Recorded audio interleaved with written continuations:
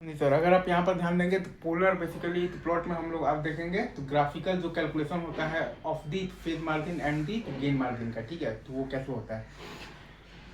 तो अगर आप इस बेसिकली ग्राफ में देखिएगा तो पॉइंट ए आपका पॉइंट है बेसिकली फेज तो क्रॉसओवर जो फ्रीक्वेंसी का आपका पॉइंट होता है, क्योंकि उस पॉइंट पर बेसिकली फाई का वैल्यू क्या है -180 डिग्री है, आउट ऑफ फेज है, ठीक है। वहीं अगर आप ध्यान देंगे पॉइंट बी आपका पॉइंट है गेन तो क्रॉसओवर बेसिकली तो फ्रीक्वेंसी का ओमेगा तो जीसी का, क्योंकि उस पॉइंट पर गेन 1 है और 20 लॉग गेन 0 है, ठीक है।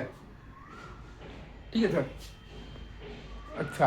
अब वहीं अगर आप देखिएगा तो गेन मार्जिन अगर आपको निकालना है तो 0 - 20 लॉग के आ जाएगा आपके पास 20 लॉग तो 1/k, क्योंकि ओमेगा तो पीसी पर गेन आपका के है, जिसको कि आप लिख सकते हैं 20 लॉग के डेसिबल्स। तो गेन मार्जिन क्या होगा 0 - 20 लॉग के,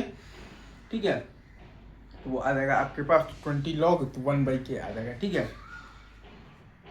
ये चीज़ आई गेस अगर आप यहाँ पर समझ गए हैं तो फेज मार्जिन की अगर आप बात अगर आप करते हैं तो वो बेसिकली एट ओमेगा जीसी अगर आप देखिएगा तो फाई है, जो कि आप लिख सकते हैं बेसिकली यहाँ पर पाई और प्लस आप लिखिएगा यहाँ पर थीटा, तो फेज मार्जिन आ जाएगा आपके पास pi plus theta minus pi बराबर आ जाएगा आपके पास बेसिकली थीटा,